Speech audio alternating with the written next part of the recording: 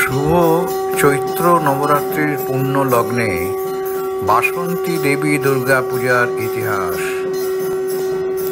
পঞ্চম এবং অন্তিম পর্ব। দেবী মা দুর্গার দ্বারা অসুর নিধন।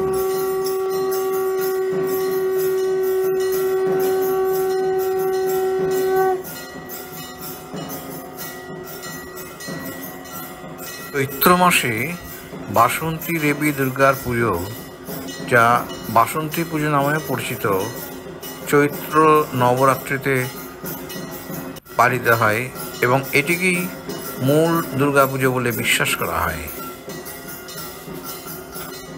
বসন্ত ঋতুর নবায়ন ও সমৃদ্ধির মূল বিষয়বস্তুর সাথে এই পুজো সামঞ্জস্যপূর্ণ, মন্দের উপর ভালোর বিজয়ের প্রতীক।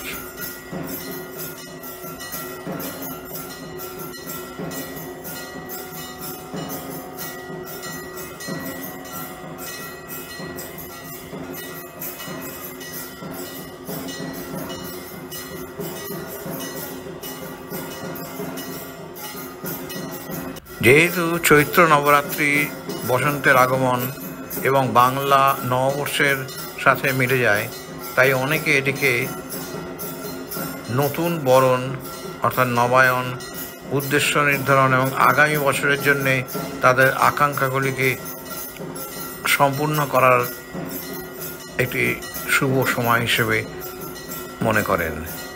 এই সময় উপবাস মনকে পবিত্র করে, চিন্তার স্বচ্ছতাকে উৎসাহিত করে এবং আধ্যাত্মিক মনোযোগ বৃদ্ধি করে বলে বিশ্বাস করা হয়।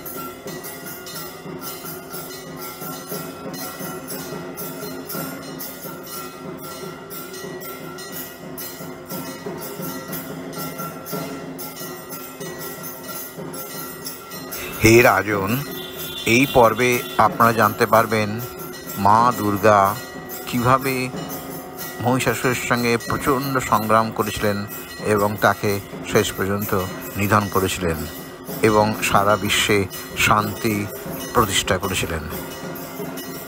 দেবী অষ্টাদশ ভুজামূর্তি পরিগ্রহণ করে শঙ্খে দিলেন ফুৎকার।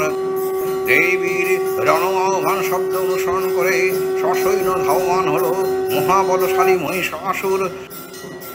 অসুররাজ লক্ষ্য করলেন মহালক্ষ্মী দেবীর তেজপ্রভায় ত্রিলোকের জ্যোতির্ময়, তার মুকুট গগন চুম্বন করছে।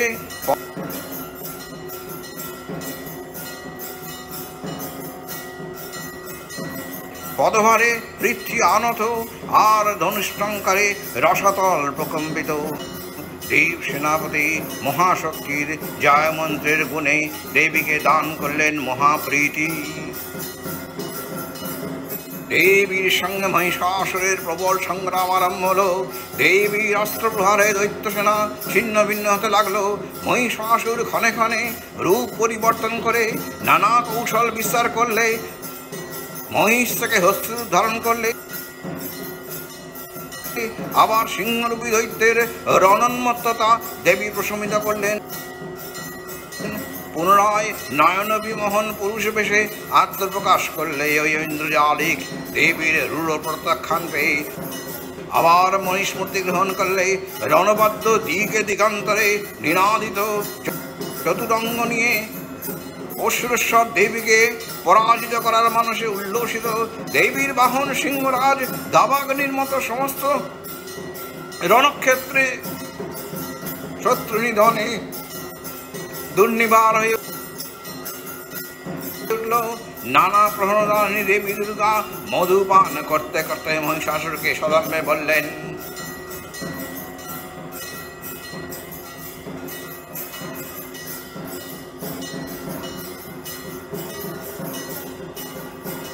মুড়ো, যতক্ষণ আমি মধুপান করি ততক্ষণ তুই গর্জন কর। আমি তোকে বধ করলে ইন্দ্রাদি দেবগণ এই স্থানে শীঘ্রই আনন্দধ্বনি করবেন। দেবতাগণ সানন্দে দেখলেন দুর্গা মহিষাসুরকে শূলে বিদ্ধ করেছেন।